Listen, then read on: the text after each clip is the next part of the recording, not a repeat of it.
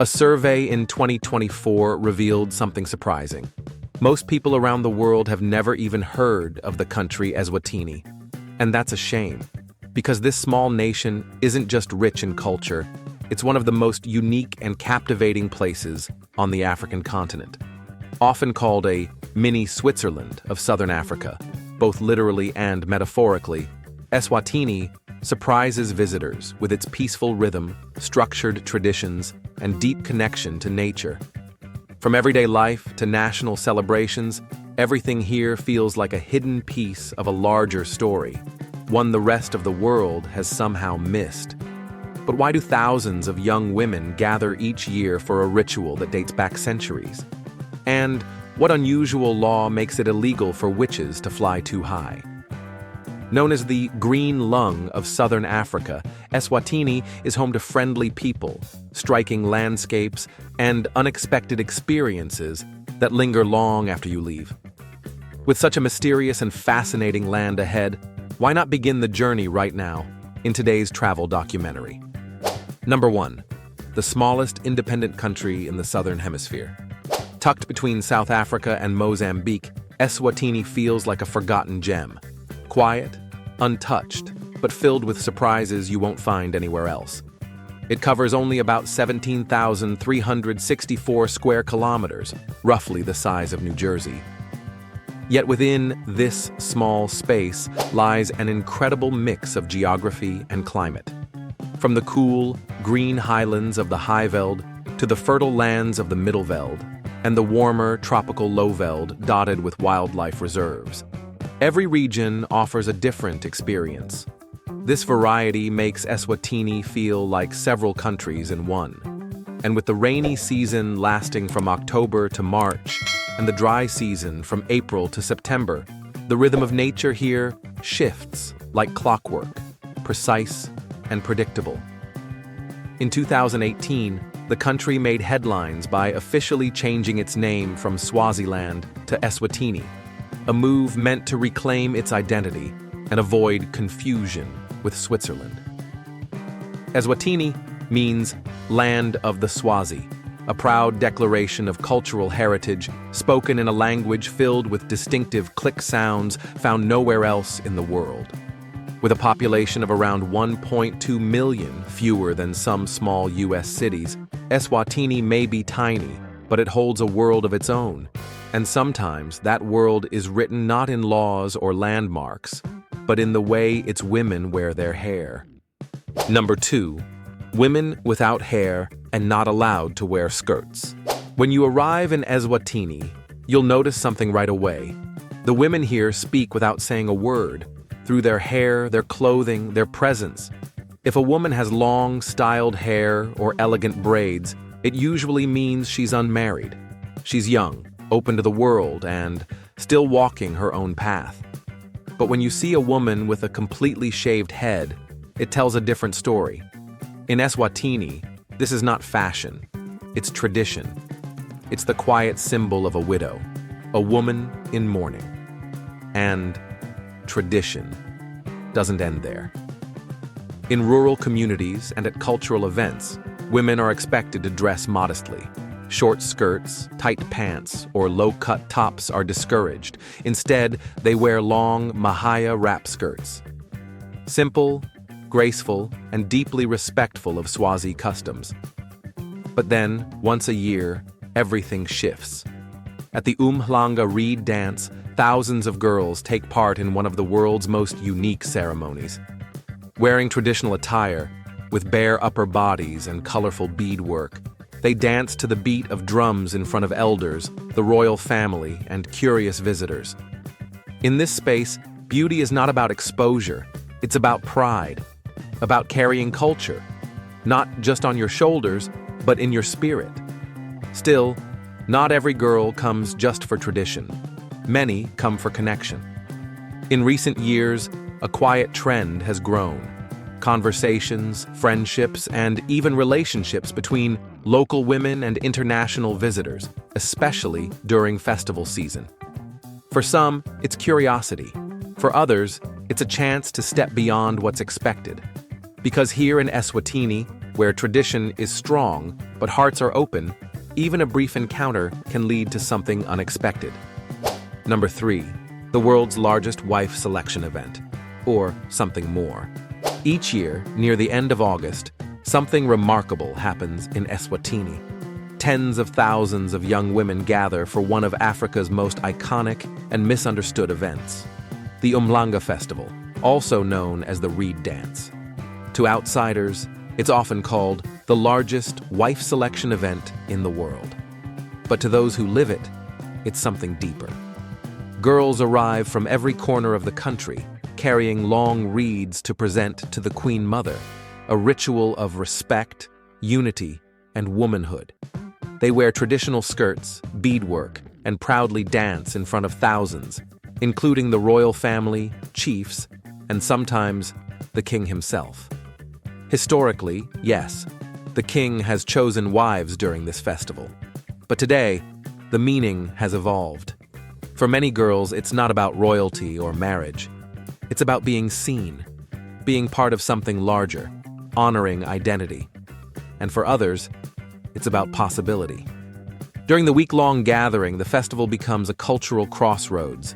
Local men, international tourists, and curious travelers all mix into the celebration.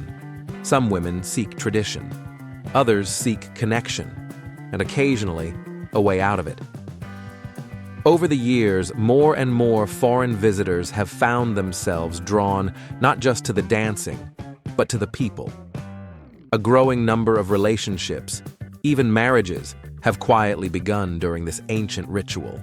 Because here, in the swirl of movement and music, tradition and modern life blur. It's a space where a king might choose a bride, but a visiting stranger might find something just as lasting. Number 4. 2 separate capitals with 2 different souls. Have you ever imagined a small country with not 1, but 2 capitals, each telling a different story? In Eswatini, that's exactly what you'll find. Start with Mbabane, the administrative and commercial center. Nestled in the highlands at over 1,200 meters above sea level, it enjoys a cool, comfortable climate year-round, a welcome break from the heat found in much of Africa. Mbabane is the modern face of Eswatini. Here, you'll find busy markets, cafes, banks, and government offices. Traditional craft shops line the streets, selling pottery, fabrics, and handmade paintings rich in local meaning. It's the kind of place where you can sip coffee in a modern cafe, then walk 5 minutes and buy a hand-woven basket from a village artisan. But just under an hour's drive away lies a completely different world, Lobamba, the cultural and legislative capital. This is where the country's heart beats oldest. Home to the parliament, the royal palace, and sacred national monuments, Lobamba preserves the nation's history like a living museum. It's also the setting for the most important traditional ceremonies, including the Umhlanga Reed Dance and the Nkwala, a sacred ritual for the king. In Eswatini, the 2 capitals don't compete. They complement. One represents the present, efficient, practical, evolving. The other protects the past, ceremonial, symbolic, and proud. And together they remind visitors. In Eswatini, modern life and ancient tradition don't just coexist. They move forward, side by side. Number 5. Polygamy, cattle, and the cost of marriage. In Eswatini, the idea of marriage carries meanings that stretch far beyond romance. It is a reflection of tradition, family honor, and one's ability to provide, and for many Swazi men, it includes more than one wife. Polygamy is both legal and culturally accepted in Eswatini, deeply rooted in the kingdom's customs and often associated with status and maturity. Rather than being viewed as unusual, having multiple wives is seen by many as a sign of wealth, leadership, and social standing, though not without its demands. When a man wishes to marry, he must offer a lobola, or bride price, traditionally paid not with money, but with cattle. The standard for most marriages is 10 cows, though the number may rise significantly if the bride comes from a respected or noble family. In Swazi society, cattle are more than property. They are symbols of respect and commitment, serving as both a gesture of goodwill and a declaration of responsibility. Back in 2019, a rumor briefly went viral, claiming that the king had ordered all men to marry at least 2 wives or face jail time. While the government quickly dismissed it as misinformation, the story sparked international attention, perhaps because beneath the exaggeration, it touched on a truth. Multiple marriages are still very much part of life here. However, this practice is not taken lightly. Any man hoping to marry more than once must prove he can support not just his wives, but the larger family they form together. That means food, shelter, emotional presence, and community respect. Because polygamy in Eswatini is less about desire and more about duty. Meanwhile, in urban areas like Mbabane and Manzini, a quiet shift is taking place. An increasing number of young women, especially those with access to education and employment, are moving away from traditional expectations and toward more individual choices. For some, that means preferring monogamous relationships. For others, it means exploring cross-cultural connections, including relationships with foreign visitors drawn to Eswatini's unique rhythm of life. Polygamy is still a visible part of Eswatini's cultural fabric, but today it coexists with evolving values, shifting roles, and a generation quietly redefining what marriage can mean in the 21st century. Number 6. The lowest life expectancy in the world. In many parts of the world, reaching the age of 80 is no longer remarkable. But in Eswatini, life rarely stretches that far. With an average life expectancy of just 58 to 61 years, it ranks among the lowest on the planet, a sobering statistic that reflects deeper challenges beneath the surface. A major contributing factor is a widespread health crisis that affects nearly 27% of the adult population. This condition not only reduces life expectancy, but also interrupts careers, breaks apart families, and puts strain on a fragile healthcare system, especially for adults in their most productive years. Outside urban areas, access to reliable medical care remains limited. Many people must walk for miles to reach a clinic where they often face long waits, outdated equipment, or even shortages of electricity and clean water. Basic medications can be hard to find, and early treatment isn't always an option. Not due to neglect, but due to lack of access.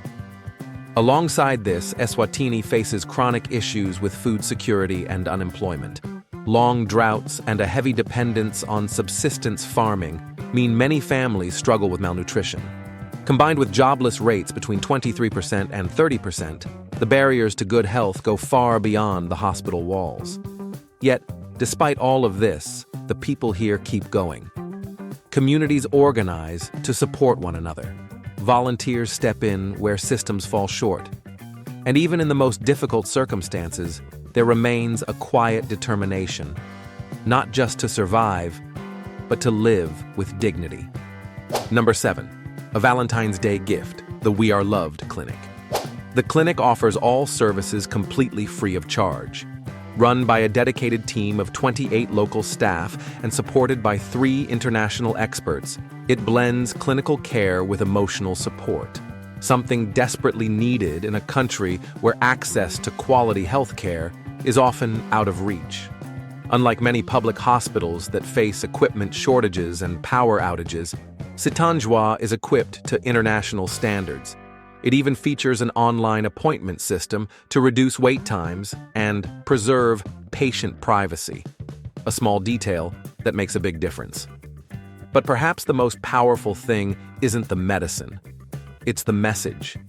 In a country still battling health crises and resource gaps, this small clinic stands as a reminder that care doesn't have to be loud or grand. It just has to be real. Number 8. The most beloved places in Eswatini. For those looking to experience Africa beyond the typical tourist trail, Eswatini offers something rare, a blend of nature, tradition, and stillness that feels untouched by time. Start with Hlane Royal National Park, the largest animal reserve in the country. Known as the Kingdom of Wild Kings, it's one of the few places where you can encounter Africa's Big Five: lions, elephants, rhinos, leopards, and buffalo, roaming freely across vast open landscapes. Imagine sitting in an open jeep, only meters away from a herd of wild elephants, hearing nothing but the wind and their slow, deliberate steps. If you're drawn to the wilderness, Malolocha Nature Reserve is a must. Home to dramatic valleys, ancient forests, and waterfalls, like the 95-meter-high Malolocha Falls, it offers over 200 kilometers of hiking trails and some of the most pristine natural scenery in southern Africa. But Eswatini isn't only about wildlife. In Mantenga Cultural Village, visitors can step into the daily life of the Swazi people, watching traditional dance performances, sampling local food, or learning about ancestral rituals in a setting that feels both authentic and alive. And for a taste of daily rhythm, Manzini Market offers a different kind of immersion. Often called the Times Square of Eswatini, not for its speed, but for its energy.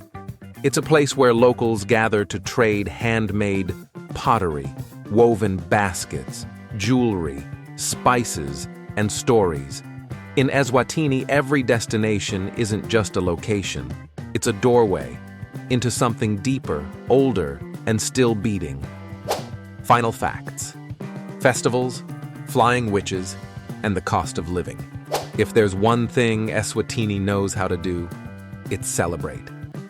Every year in May, the Bushfire Festival turns the quiet valleys of Malkerns into one of Africa's most vibrant stages. Over 25,000 people gather for 3 days of music, art, food, and cultural exchange.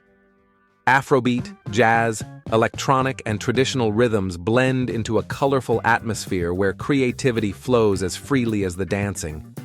But this isn't just a party. All profits from Bushfire are invested into community programs and education, turning entertainment into real impact. Then, as the year ends, Eswatini shifts into something more sacred. The Nkwala Festival, held in December or early January, is the kingdom's most important traditional ritual, honoring the king and marking the first harvest. No one in the country may eat the new season's fruit until the king takes the first bite, a symbolic act that connects the monarchy to the land and the people to something greater than themselves. Yet not everything here is ancient. Eswatini also has some of the most unusual laws in the world, including one that limits how high witches can fly. According to official regulations, no flying object, including drones, may exceed 492 feet in altitude. While it sounds like folklore, the law is real, and violations can carry fines up to $35,000. The intent is safety, not superstition.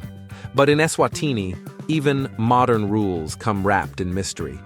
And if all of this makes you wonder what it might be like to live here, you're not alone.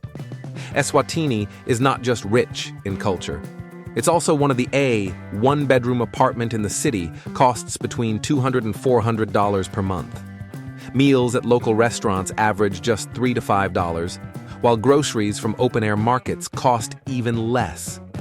Even private healthcare and transportation are surprisingly inexpensive, making it possible for many to live well on a monthly budget of $800 or less.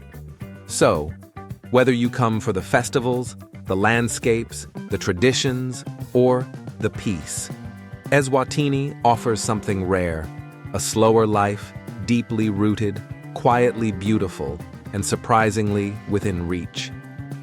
Thank you for joining us on this journey through Eswatini, a land of quiet beauty and powerful traditions. If you enjoyed the video, consider subscribing for more hidden stories from around the world.